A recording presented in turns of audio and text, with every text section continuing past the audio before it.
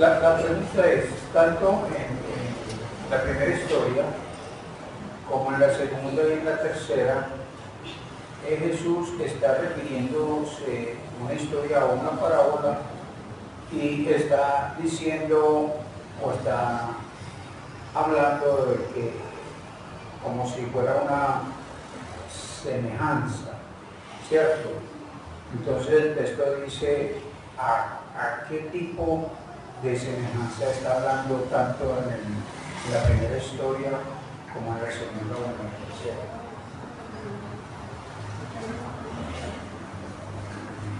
A ver, hermano. El reino de los cielos que hace referencia a la iglesia. Miren, eso es muy importante, porque Jesús está diciendo que así es el reino de los cielos, así es. O sea, si él dice que así es, así es. Y nosotros podemos pensar subjetivamente, pero si dice que así es, así es. Y recuerde que cuando estudiamos los evangelios o leemos los evangelios, no se está refiriendo propiamente en sí en la terminología iglesia, sino que el término iglesia aparece 2 o 3 veces en los evangelios. ¿Por qué? Porque por el momento no lo llaman iglesia. ¿Cómo lo llaman?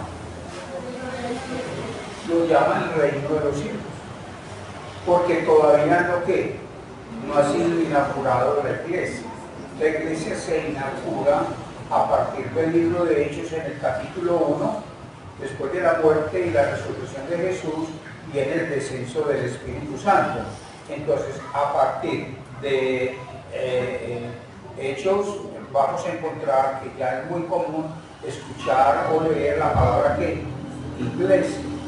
Ahora, por los primeros 10 años, que es la historia de los evangelios, por los primeros 10 años, nosotros encontramos que siempre se llamaban a los que pertenecían al reino de los cielos, se les llamaba ¿cómo? Discípulos. Muy bien, vea, ya llevo 2.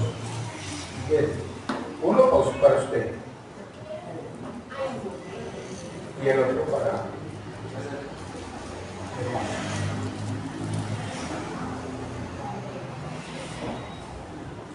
Y precisamente se les llamó por primera vez a los discípulos cristianos no cuando ellos estaban en Israel, sino cuando ellos estaban en Antioquía. Por eso nunca olvide que Hechos 11:26 dice que a los discípulos se les llamó por primera vez cristianos.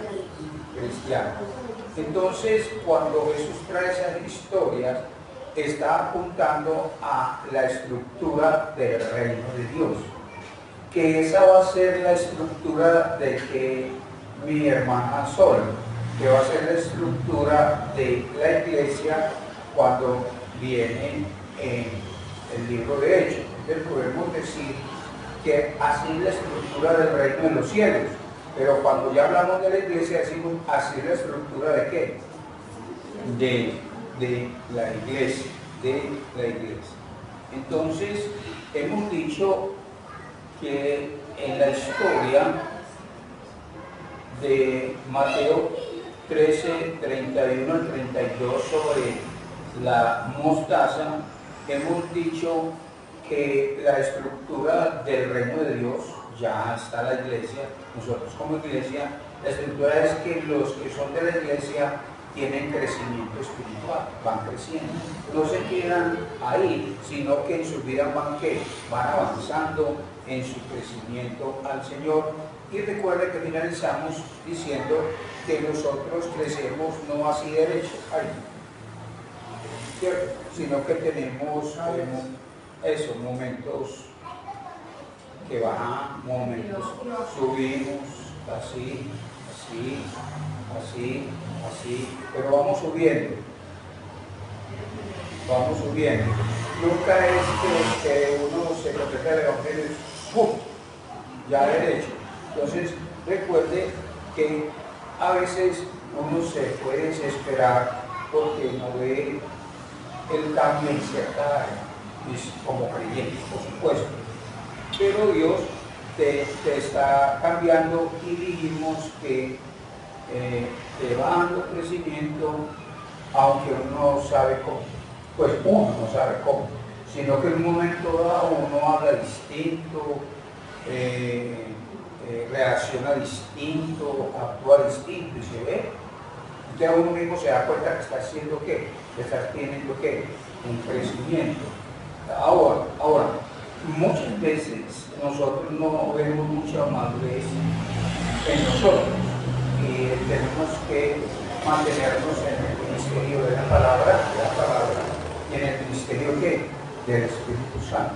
Si alguien me preguntara qué necesidad hay de que un creyente no de congregarse, es porque ya, aunque ya es salvo, necesita crecer, y lo que le hace crecer es el ministerio de la palabra y el ministerio del Espíritu Santo. Y llegan momentos en que uno ve que sí da cierto fruto en cierta área de una manera como con más crecimiento. Hay gente que es muy débil para manejar el perdón, otros son muy débiles para hablarle a alguien del Evangelio, otros son muy débiles en cuanto a la paciencia, son impacientes, etcétera, etcétera. Entonces esa semilla que se sembró, ¿cuándo se sembró esa semilla? Se sembró cuando usted entregó su vida a Jesús. Entonces, cuando esa semilla fue sembrada en su corazón, usted desde ese momento, ya salvo, empezó a ir creciendo y a ir creciendo en la esperanza de que va a ser un árbol un árbol fuerte.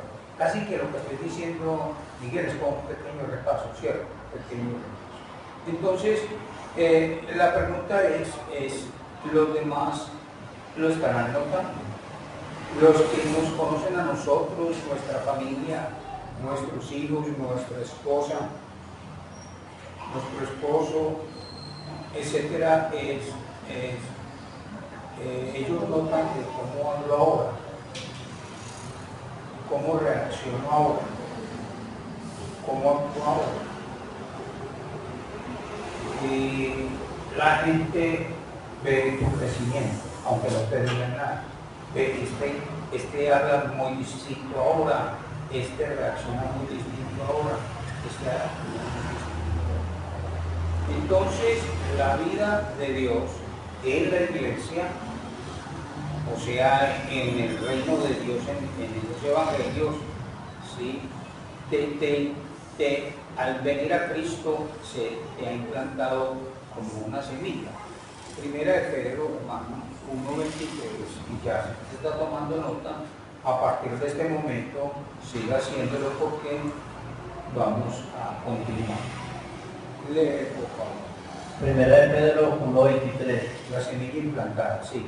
Siendo renacidos, no de simiente corruptible, sino de incorruptible, por la palabra de Dios que vive y permanece para siempre. Exactamente. Entonces, todos nosotros podemos decir, no sé cómo explicarlo, pero ha ocurrido en mi vida, ha ocurrido. Y no solamente ocurrió, sino que está ocurriendo y va a seguir ocurriendo en mi vida. Entonces, el ministerio de la palabra y el Espíritu Santo, entonces, de manera secreta, sin que usted lo sepa, Él te va haciendo ¿qué? Te va transformando. Solecito dijo algo ahora bastante importante, es que cuando uno oye la palabra, uno crece más en la fe y uno no se da cuenta, pero cuando usted sale de una reunión, aunque usted no se dé cuenta, usted en ese momento al oír la palabra, ministerio de la palabra y del Espíritu Santo ha crecido un poco y va creciendo y uno no se da cuenta. Entonces, tratemos de explicar cómo el grano de mostaza ha llegado a ser un árbol tan fuerte, que era muy difícil. El agricultor, ¿qué le diría? No, yo no sé cómo creció, pero creció, pero ahí. Yo no puedo explicar cómo fue lo que dice. Ahora,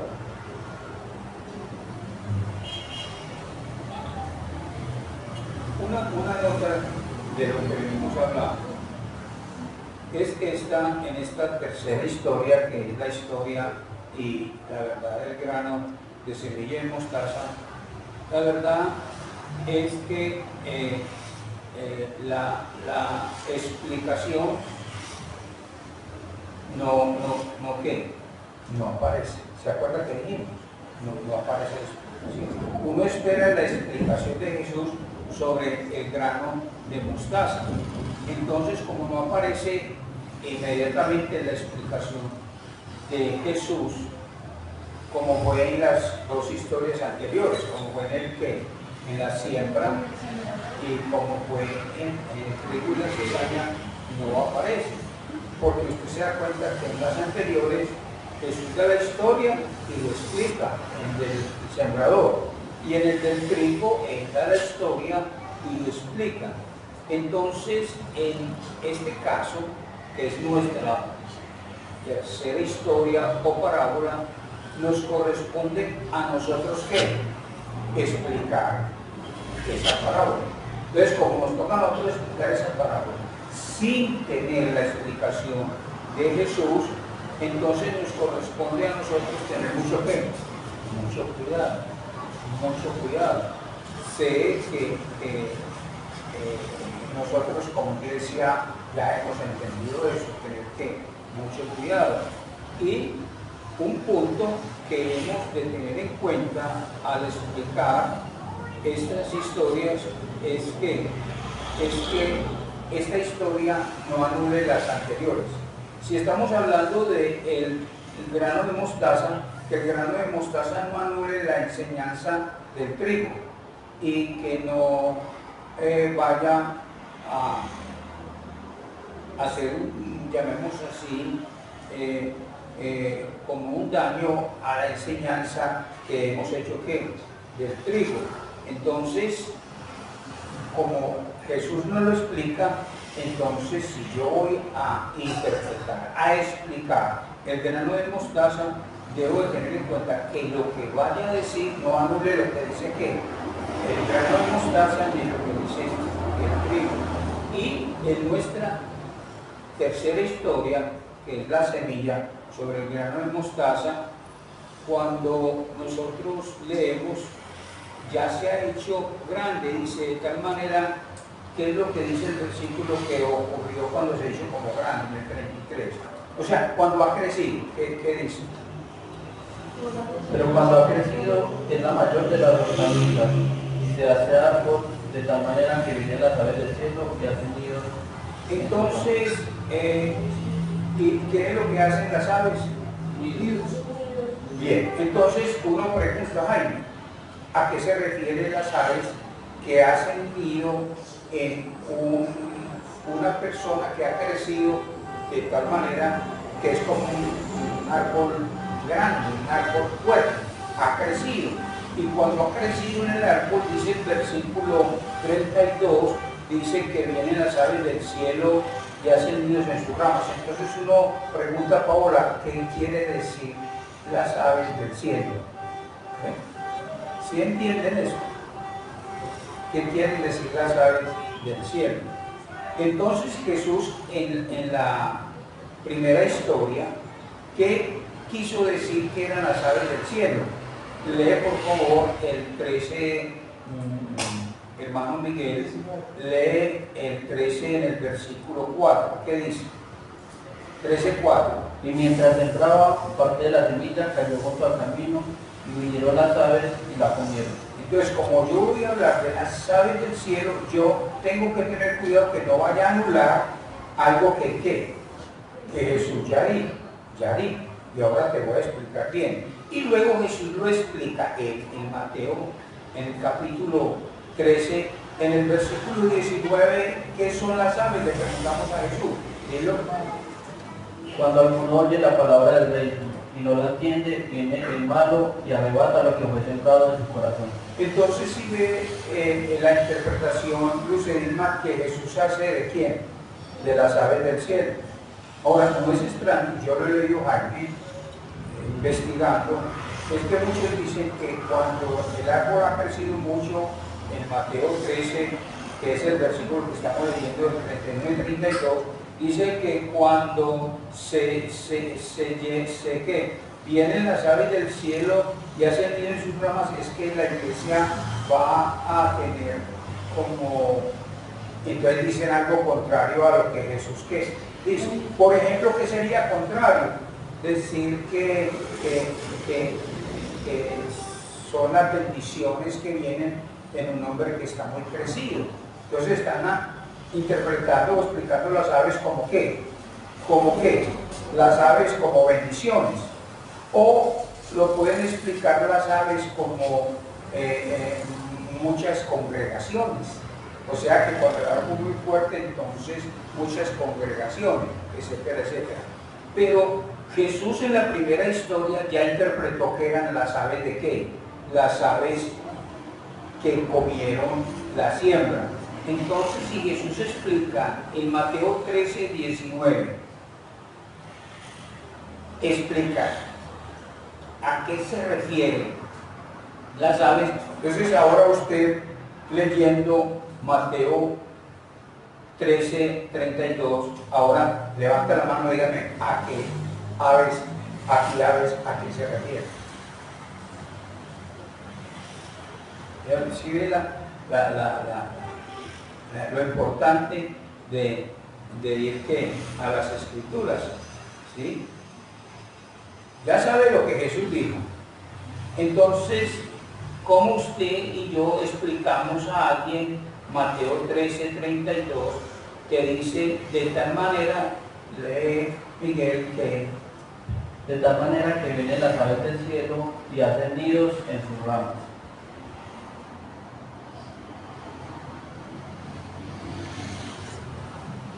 ¿Quiénes son las aves del cielo que hacen nido en sus ramas? Levante la mano.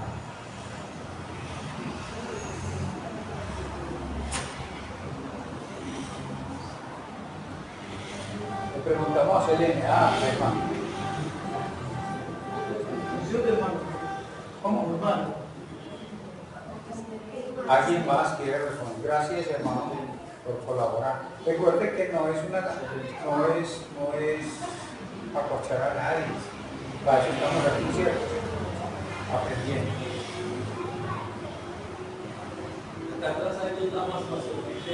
¿Cómo? Hay dos damas que están asesinando a mano. ¿Quiénes son?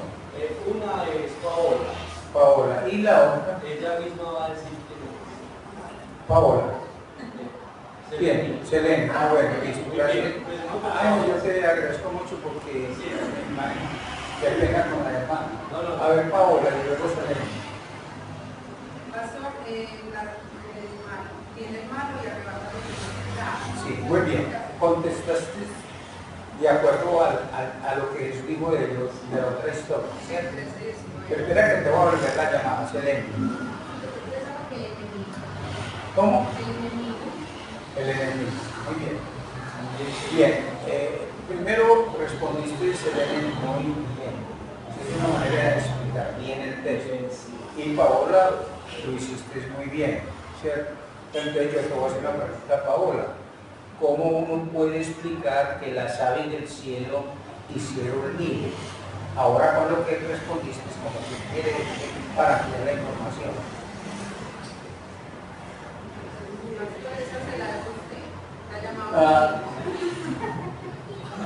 No, pues así. El profesor le dice, a ver Paola, me imagino que así fue. Paola, por favor, di cómo se dice casa en inglés. A ver, ay, profesor, ya me la dejó usted. ¿Cuánto le pone? Muy bien, muy sabio. No, pero estás levantando la mano. Como que hicieron una aposento en casa. ¿Cómo? Como que hicieron un aposento que se albergaron ahí, como si fuera su casa. Pero, explíqueme más, un poquitico más. Pero, o sea, cuando dice que las aves hicieron nido. Hicieron nido, o sea, se albergaron ahí. Pero yo no entiendo por qué. Pues, bueno, pero vamos muy bien. A ver, Pastor, porque ya creció, entonces ya no le afecta que le hagan nidos. ¿Ya qué? Ya creció la semilla, entonces no le afecta que le hagan nidos. Por ahí es. Y ahí me levantó una mano. Sí. Pastor, poniéndole toda la atención a su enseñanza, diría que aunque ha crecido, eso no impide que las aves vengan y hagan nidos. Exactamente. Nuestro hermano ha resumido todo lo que escuchó, porque él es muy atento y todo lo que ustedes dijeron él lo resumió. Entonces, precisamente en nuestra tercera historia sobre la semilla del grano de mostaza, cuando ese árbol ha crecido de tal manera que vienen las aves del cielo y hacen nido en sus ramas, entonces preguntamos, ¿quiénes son las aves del cielo que hacen nido en las ramas? Entonces el cuidado que hemos de tener en la explicación es que no son angelitos, ¿cierto? El cuidado que hemos de tener es que no decir algo que contradiga. Y como Jesús lo explicó, así es. Ahora, ¿qué es la enseñanza? Jaime ya lo dijo, es que ¿cuántos creyentes consideran que Satanás solamente se opone a los recién convertidos, sino que Satanás también se opone, Paola, a los que están creciendo y a los que han crecido mucho? Y eso es, hay que tener cuidado, porque cuando uno ya se siente, quito esa palabra, no creo que ninguno de nosotros lo hacemos, pero cuando uno se siente como grandecito en la fe, se descuida y cree que no hay que oposición y que el enemigo no viene, sino como si yo fuera ya inmune ¿a qué? A las aves. Entonces eso quiere decir que el hombre creyente, entre más crezca, va a encontrar más oposición, porque eso es lo que Jesús interpretó, que hay una oposición que satánica. Entonces miren la belleza de esta historia y la verdad al lado, es que los creyentes muchas veces consideran que, entonces Jaime, uno ya dice, por ejemplo, ya no ora, ¿cierto? Pues uno ya no lee la Biblia, ya no viene al culto, ya lo toma tan deportivamente porque dice, pues yo ya crecí, pero la verdad que está diciendo aquí Jesús es que los creyentes han de considerar que si están creciendo, va a continuar ¿qué? Va a haber, ahora va a haber ¿qué? Oposición, o sea, él va a seguir atacando. No es que uno ha crecido hasta que un doctor que dice, ay, tan bueno, hermano Jaime, que a usted ya no tiene oposición, ya no tiene tentación, tan bueno como Jaime, ya no tiene que orar, ya no tiene que venir al culto, ya no tiene que leer la Biblia, no, ya está, ya. Ahora, la palabra que voy a usar, que sé que no es aquí, pero a veces, y tampoco estoy diciendo aquí a nadie, es que uno puede llegar hasta el punto de ser tan sobrado que ya ni le interesa qué, ni le interesan los medios de qué, de gracia que Dios mismo ha levantado. Así que Jesús enriquece la historia para decirme que aún si usted ha crecido de tal manera como un árbol fuerte, recuerde que todavía va a venir ¿qué? La oposición y van a venir ¿qué? Va a venir ¿qué? Oposición. Y entonces usted debe ser ¿qué? Debe ser ¿qué? Vigilante.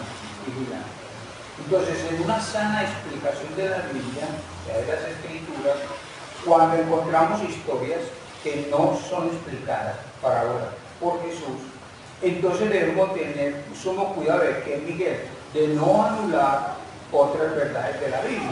Porque si yo termino diciendo que las aves de los cielos son los angelitos en mi vida de crecimiento, con esa enseñanza estoy anulando la enseñanza de la siembra en el versículo de Mateo 13, ¿qué? De Mateo 13, 19. Es decir, enseñar otras verdades de la Biblia, pero aparentemente, con que otra verdad.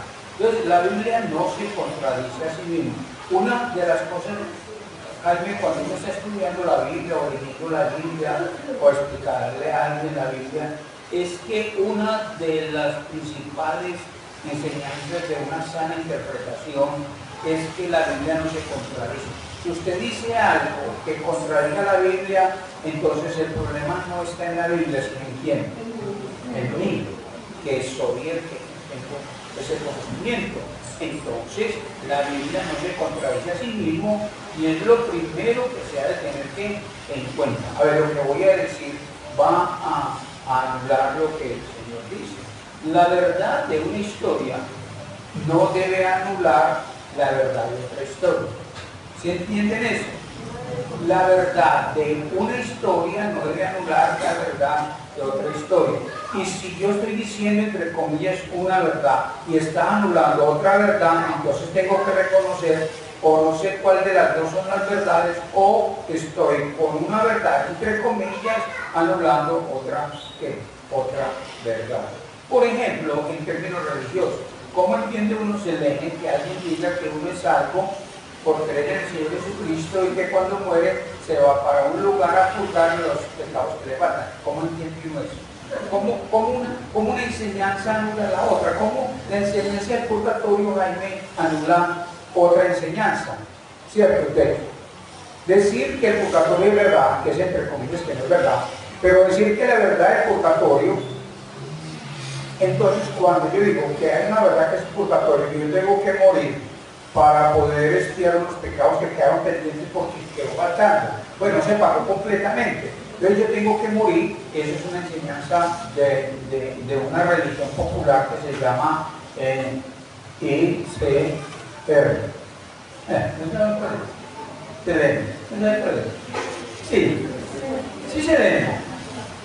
Pero ¿qué hace esposo?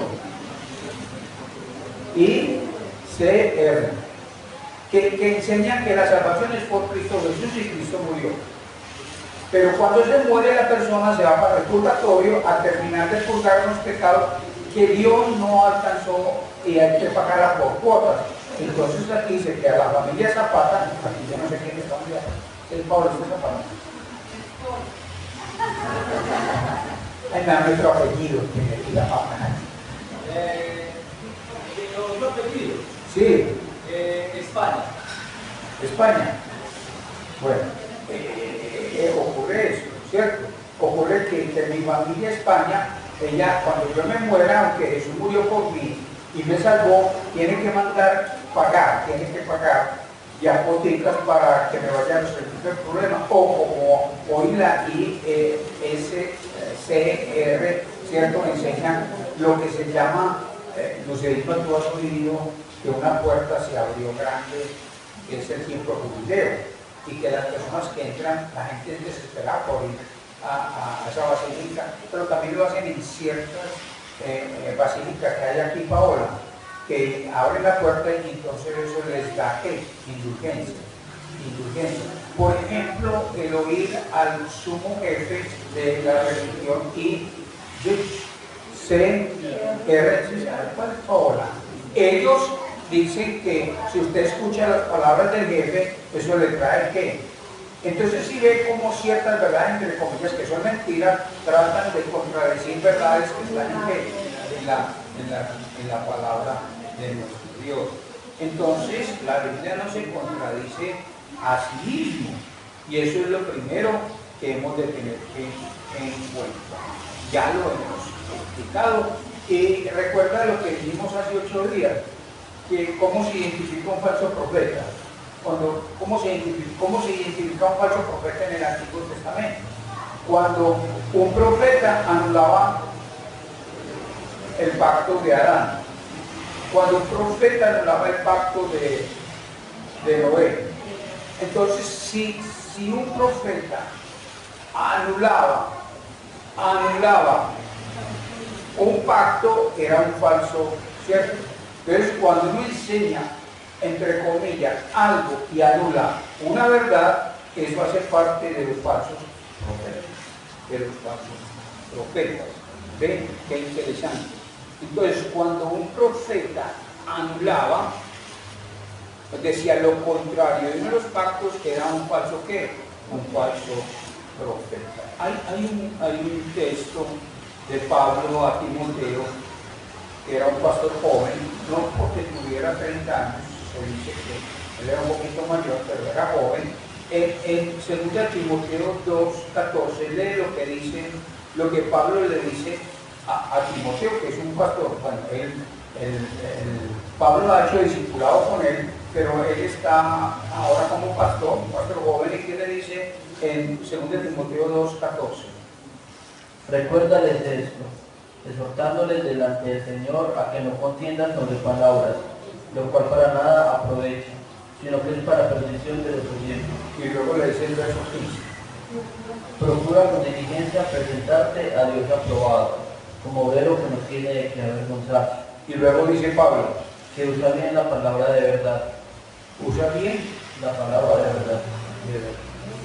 Entonces, el reino de Dios, Fernando, que hoy en día es la iglesia, la estructura del reino de Dios o la estructura del reino de Dios, que es la iglesia, que después de los evangelios se llama iglesia, es decir, el nacimiento de la iglesia. En el libro de Hechos, lo que encontramos nosotros es que está estructurada de tal manera que los que son de la iglesia crecen espiritualmente, sin saber cómo, pero crecen, y a medida que crecen llegan a ser fuertes creyentes.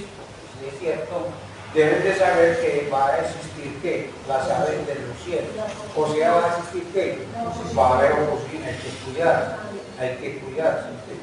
Yo creo que yo les comenté a ustedes de un ejemplo secular de Beethoven. Me corrigen si no es él. De Beethoven, que él quedó sordo. Y él pudo haber dicho, ya, hasta aquí llegué, yo a todo lo que sé, lo sé.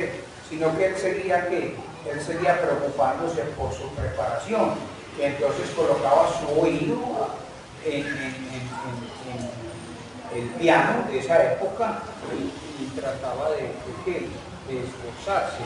Entonces, aunque sea Beethoven y Beethoven deja de prepararse, eso va a afectar. Entonces, si usted y yo somos creyentes y nosotros de una u otra manera pensamos que ya no necesitamos, eso afecta nuestra vida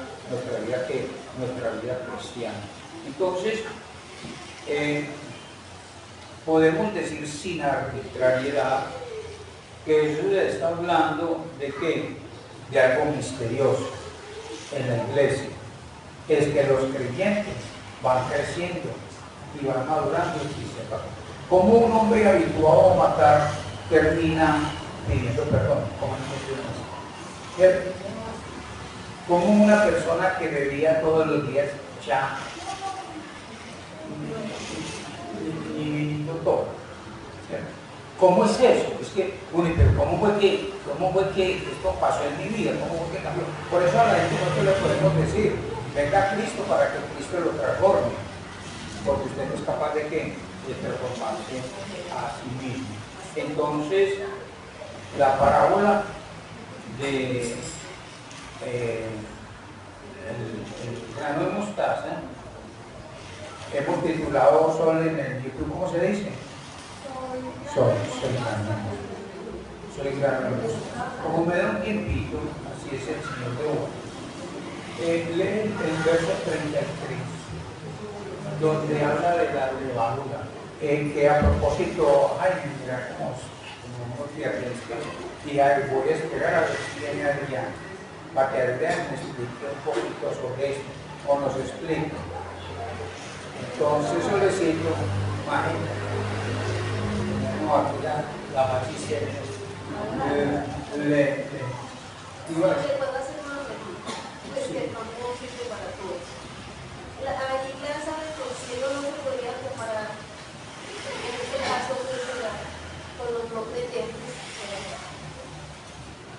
Yo diría que, mira, si oíste la pregunta del hermano, tan inteligente, vea, muy inteligente la pregunta. Hermano, pásale 5 minutos. Escuche lo que preguntó antes de entrar al verso 31.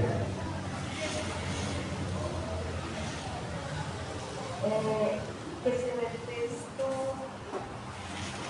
las aves del cielo hacen nidos en ramas.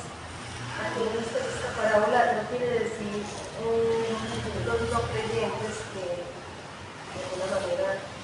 ¿Sí o no? Ahí me quedo ahí. Sí, que si según el texto se podría conectar las aves del cielo con los no creyentes. Si los no creyentes hacen el papel de cizaña, porque hay no creyentes que no hacen el papel de cizaña, ¿ustedes saben eso? Que no se meten, a usted mira, a usted mi hijo, y no se ven, pero si hay no creyentes que son cizaña, que son los que de acuerdo a Mateo 13, versículo 41, son los que colocan ¿qué? Tropiezo, ¿qué?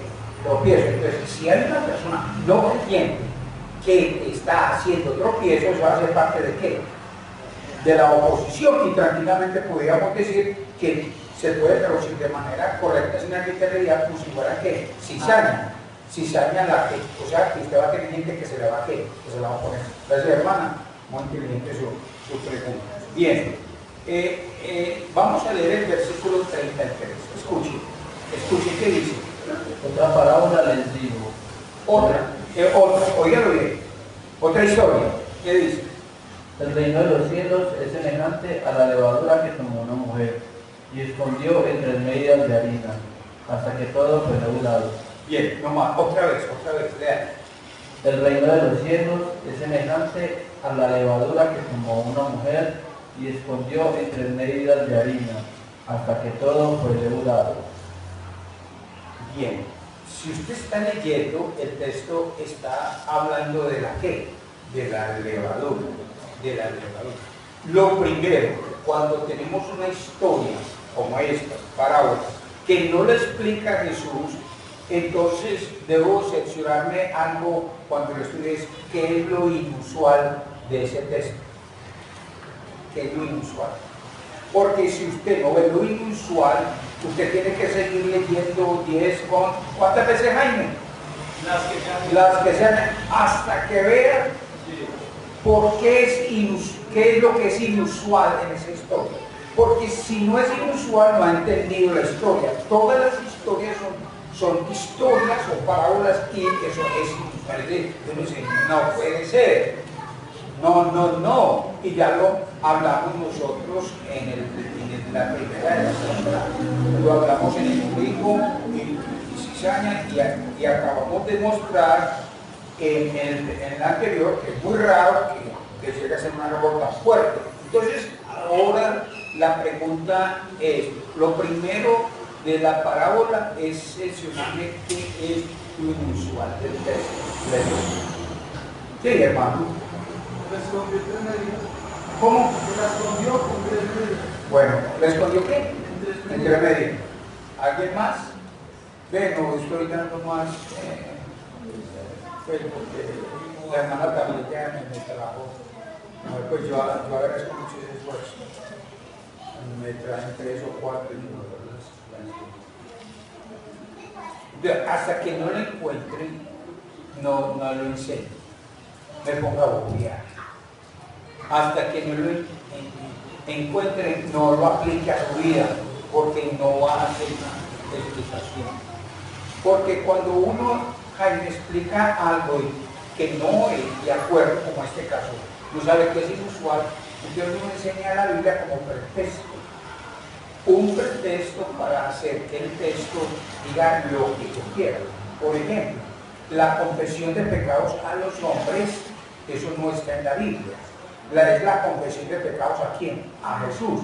Pero la religión ICR enseña que los hombres perdonan pecados. Entonces, ¿qué hacen ellos? Cogen un texto, lo sacan fuera de contexto y se vuelve un pretexto para explicar algo que ellos quieren decir. Y eso es un gravísimo ¿qué? Un gravísimo error, por supuesto. Entonces, hasta que no lo encuentre. ¿Qué es lo segundo? Cuando usted lea un texto que Jesús no lo explica, en este caso una historia, es que no debe estar ¿qué? Que esa verdad no esté contra ¿qué? Contra otra verdad. ¿De acuerdo? Si así se acuerda que lo digo, cuando usted porque se está leyendo y dice así, ay, Yo no entiendo, no. ¿Soy salvo o no soy salvo? Porque según este texto no soy salvo. Usted está perdido, usted está extraviado, usted no sabe leer la Biblia, no le ponga a perder el tiempo. Porque una verdad, entre comillas, no puede anular otra verdad. No, pastor, yo no sé, yo estoy confundido. Aquí dicen que los hombres que lo que hacen arriba y lo que hacen abajo. Entonces díganme una cosa, yo solo no lo que me van a pegar un día. Usted tiene que regresar a estudiar poquito.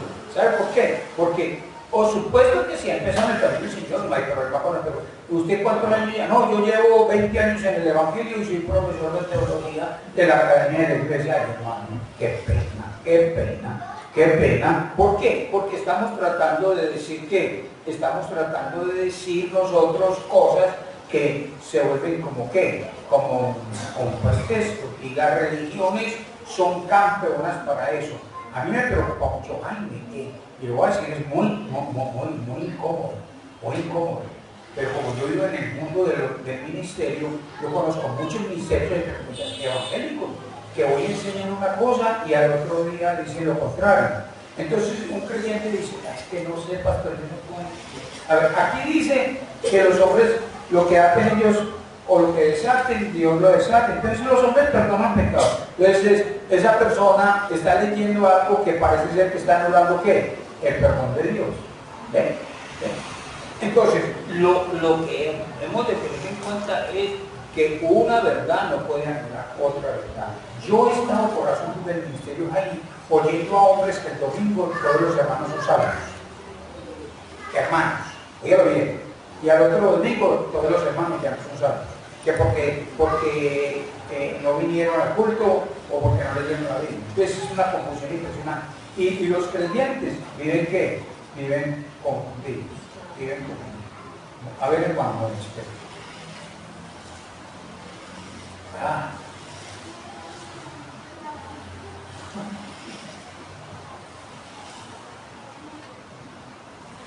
vea, tengo pruebas, pero yo sigo cuidado. Yo sigo cuidado teniendo pruebas, ¿sí? Una cosa no la toque, la otra. No, la Biblia no se contradice. Pero bien, amén. La Biblia no se contradice. Eso es una cosa misteriosa, Jaime, que los hombres que escribieron Moisés y los que escribieron Juan, Apocalipsis, entre ellos no se equivocan. No se equivocan. Por años, gente que ni se conoció y no se equivoca.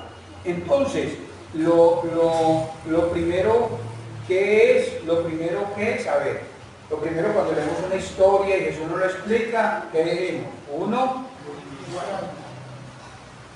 que vamos a buscar lo que es inusual, lo raro. Dos, que no debe contradecir una verdad, la otra verdad. Y tres, es que debe apuntar a lo que va a leer, es que debe apuntar, si son esta historia, debe apuntar que es para el creyente, en el caso de Mateo 13, y que se refiere a la iglesia. Porque así aquí, ¿qué dice el 33? Leo otra vez bien. El reino de los cielos es semejante a la levadura que... Entonces, la estructura del reino de Dios, la estructura de la iglesia es que la levadura, ¿cierto? Y ya está lo que sigue, ¿sí ven? Entonces, la explicación aquí es en cuanto a la levadura. Entonces, Jaime Solecito señaló a mi hermana Solecito. Hermana, te voy a hacer preguntas. Bueno, pásale el micrófono, te le voy a hacer preguntas ahí. O venga acá un momentico porque no puede ser. Le voy a hacer preguntas porque esto es para hacer ¿qué? Pan, ¿cierto? Para hacer pan. Voy a hacer preguntas, hermana, sobre de panadería, ¿cierto? Hermana, ¿qué es levadura? ¿Qué es levadura? La levadura es un fermento que hace que la masa crezca. ¿Es como un polvo? ¿Es ¿O un es polvo grano? o es una pasta? Las dos. Es en pasta y en polvo. Bueno, y cuando aquí el texto dice en el versículo 33 harina, ¿qué es harina? Harina es un polvo, es el trigo. ¿Cómo? La harina es el trigo, es la masa que se utiliza para hacer el pan. Y cuando es mezclado con la harina, da esa reacción como química que hace mezcla. Bueno, voy a hacerle una pregunta, si no es difícil. Digamos que usted hizo los panes para toda la iglesia, que a propósito, más o menos cuánta levadura tuvo que usar para que sepan la gente. Muy poquita, para la cantidad de... No, espere. Diga más o menos, ¿cómo se dice? ¿Gramos? ¿Cuántos gramos para hacer todos esos panes?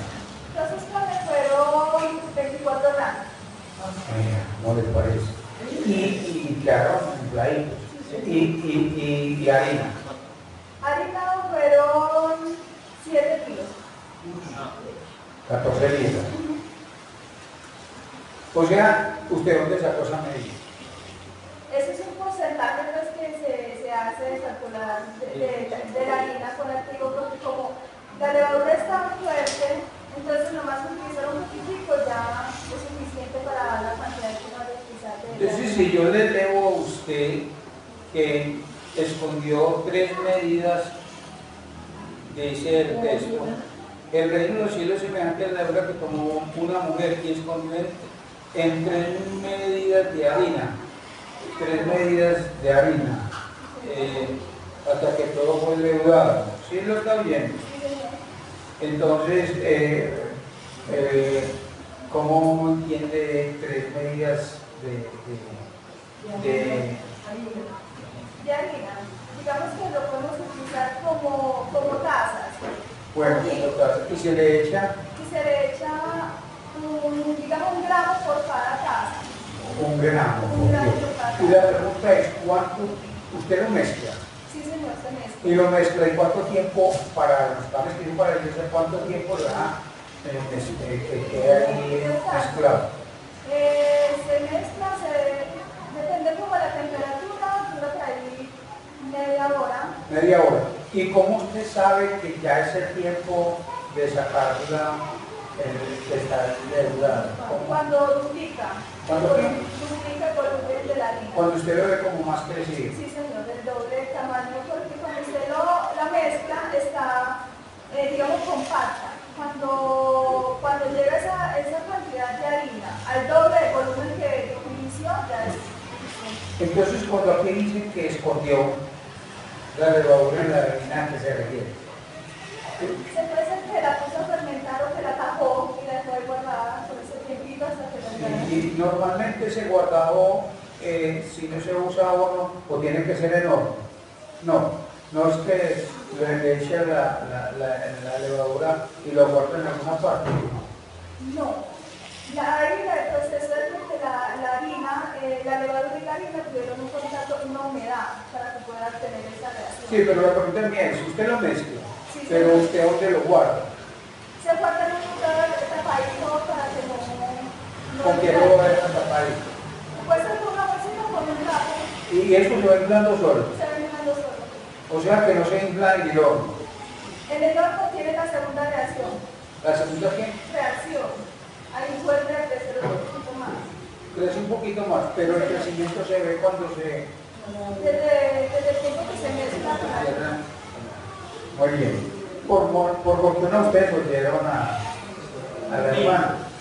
Ahora ustedes dicen, esta historia yo ya conozco esa historia y voy a la Biblia. Por eso cuando estudie la Biblia y lee una historia, investigue esa historia. Porque usted no sabe qué es una levadura.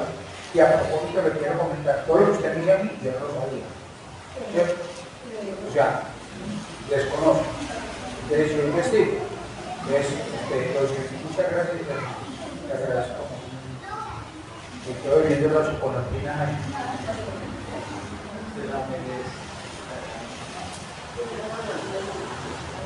Gracias.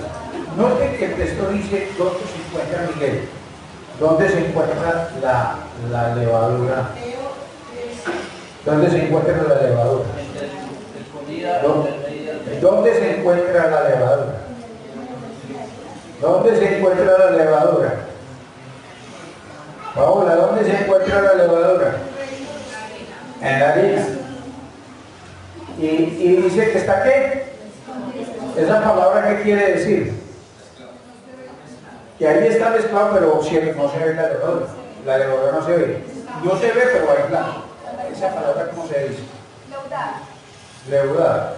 Pero se va poniendo como grande. Sí, ¿alguien más aquí ha hecho pan? ¿Quién más ha hecho pan?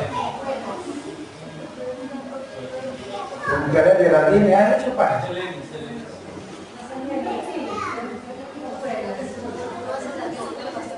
Escuche. ¿Cómo? Tú haces una losa que es bajita y cuando la metes al horno, pues. También, o sea, la levadura.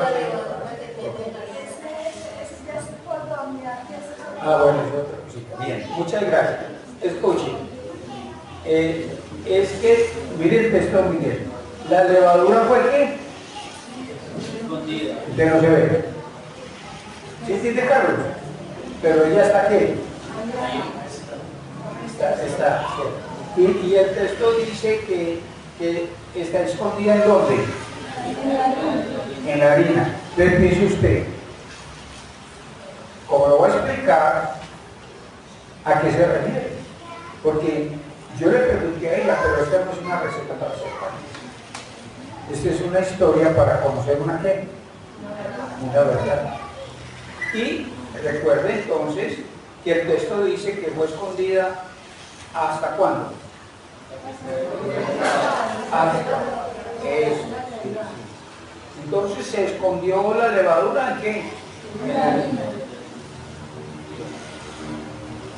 Entonces, si yo soy buena tierra, Mateo 3, si yo soy trigo, si yo soy, entonces yo soy levadura. ¿Sí ves?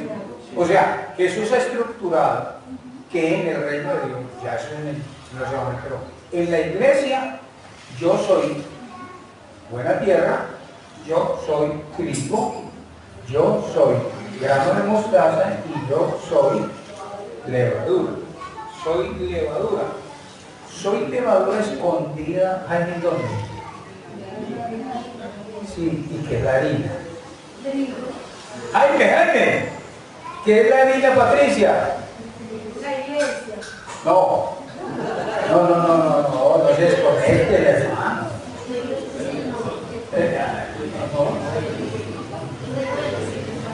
No.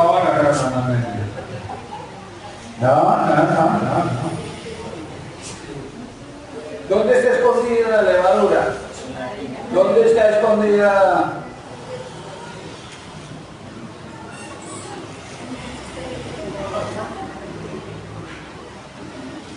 Yo soy la levadura que estoy escondida en la harina. ¿Qué es la harina, Paola? El mundo. El mundo no sabe que yo estoy escondido con ellos. No lo sabe.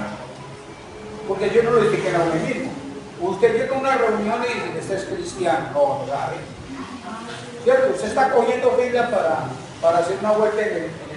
Entonces usted tiene un letrero aquí que dice, soy levadura. Pues soy buena tierra. Soy trigo, soy grano de mostaza, soy levadura, soy cristiano. No, es que lo que está diciendo es algo muy misterioso, pero muy profundo. Es que usted es alguien que es levadura, que está escondido entre la harina. ¿Para qué? ¿Para qué se esconde la levadura en la harina, hermana? ¿Para qué? Entonces Dios es tan sabio que te esconde en el mundo para el John. No, porque estamos, no, el mundo no es que estamos hablando del mundo. Crecer es la reina en el versículo anterior. ¡Hable! Eso es lo emocionante de la palabra.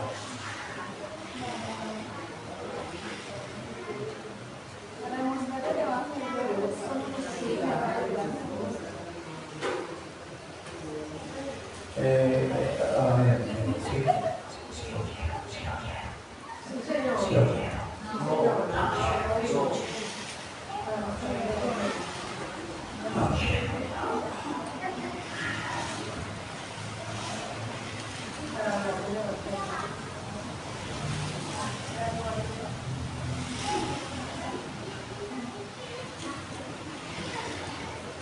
Sí, esta enseñanza de Jesús es muy común porque la comida, pues en las tierras bíblicas, hermana Gloria, era muy común hacer el pan, era muy común el uso de qué, de la harina. Se puede decir que las mujeres de ese entonces sabían hacer panes, porque es como una comida básica. Por ejemplo, en el desayuno aquí en Antioquia era arepa, o la comida normalmente es arroz, ¿cierto? Son como cosas básicas. Entonces, cuando estamos hablando aquí de las tierras bíblicas, no era raro que las mujeres prepararan grandes cantidades de pan, porque les tocaba alimentar a la familia, que la familia de entonces no es como hoy en día. Ya los que se casan ya dicen que no van a tener hijos. Y si tienen dos, están estresadas o estresadas. Pero en esa época, hermano, la familia era como enemigados. ¿Cómo era enemigados de Lenin? ¿De Lenin? ¿Cómo era enemigados? A soplar, hermano. Y no me dijo que 18. Porque se asomaban en los balcones de Envigado antiguamente y uno creía que estaban como en una fiesta. Eran los hijos. Eran los hijos. Eran los hijos. Eran los hijos. Entonces hablar de panes era muy el Señor era muy sabio. Es muy sabio. Entonces, la hermana le sigo preguntando. Entonces, ¿cuánto se demoró usted para sacar la harina con la levadura para hacer los panes de la iglesia? Que fueron 14 libras, ¿cierto? ¿Y cuánto de levadura? 24 gramos. Bueno. ¿Cómo hace? ¿Ya fermentado que sea? ¿Se mete al horno? Se da forma. ¿Cuánto se demoró más o menos esas 14 libras? Esos 14 libras. Antes de entrar al horno. Otros 30 minutos más. Y entonces una vez así se pasa ¿qué? Al horno. ¿Y se da cuánto tiempo? Dependiendo sobre el calor, por ahí media hora. Media hora. ¿Sí? ¿Ve lo interesante que el texto dice? Entonces, yo soy ¿qué? Levadura escondida en la harina. Escondida en la harina. Así es el creyente. Así es la estructura del reino. En la iglesia ¿qué? En la iglesia del Señor. ¿Cuál es el trabajo cuál es la labor de la levadura?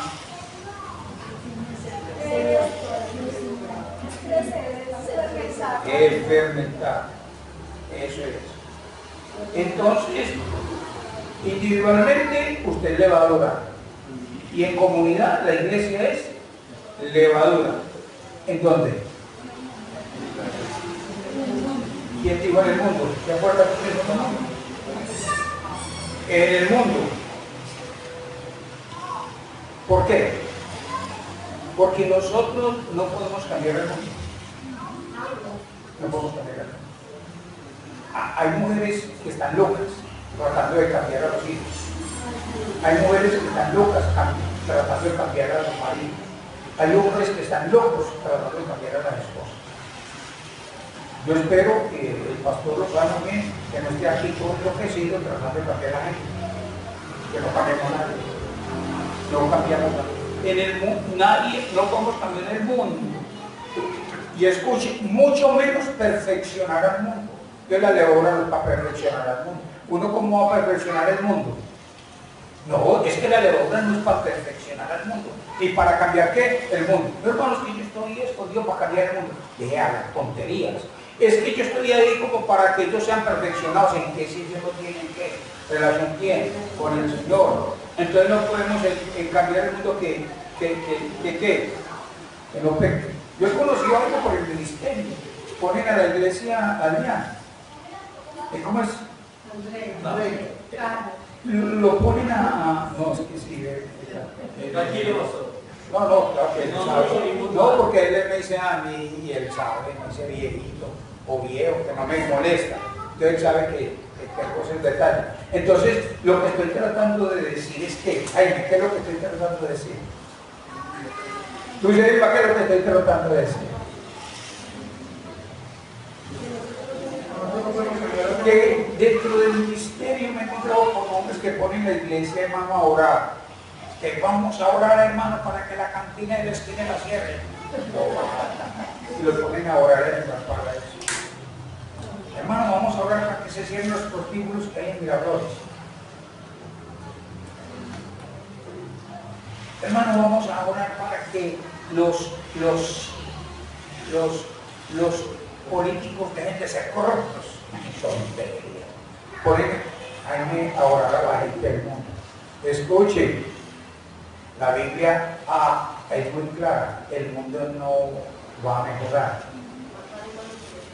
va a empeorar y está empeorando. ¿Qué cosa, no? Entonces ponen a los hermanitos de iglesia, digo que a Cristiano me ha tocado. No, aquí tenemos la iglesia, hermano, ayunando, hermano, para que la gente de este barrio no vea televisor. Ay, oran y ayunan para que la gente del barrio no vea televisión. ¿Ah? Entonces, lo que estamos diciendo es que usted no puede cambiar al mundo. Usted no puede perfeccionar al mundo. Entonces, si no puede hacer eso Paola, entonces ¿qué hace la levadura?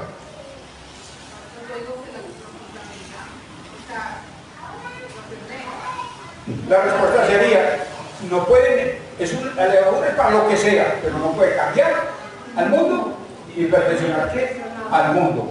Porque si le digo, si nosotros estamos aquí en esta comunidad hace unos años, ya era el tiempo que la gente de aquí ya hubiese medio algo, hubiese que... No, y digamos lo de Villahermosa, que tengo muchos años en Villahermosa. Si aquí han entrado con tarjetas de decisión, hemos hecho cuántas, Jaime, mínimo, 1000 personas, no, pero más, Jaime, más. Yo puedo decirlo en términos así, por los años que tiene la iglesia de Villahermosa, que yo creo, Jaime, que nosotros hemos tenido, voy a poner poquito, más de 15.000 personas que han oído el evangelio. Y eso cambió el barrio es lo mismo, cada día es peor, cada día es peor. Usted no ha oído Cristo, ay, si fulano del barrio se convierte a Cristo. Todo el barrio los cambia, apenas el muchacho que era un delincuente y se entrega a Cristo y cambia, la gente dice, vea cómo le lavaron vamos a ver, a mí no había mirado, hacerle señas, bueno, si uno me hace señas, que el solecito me haga señas, ¿cierto?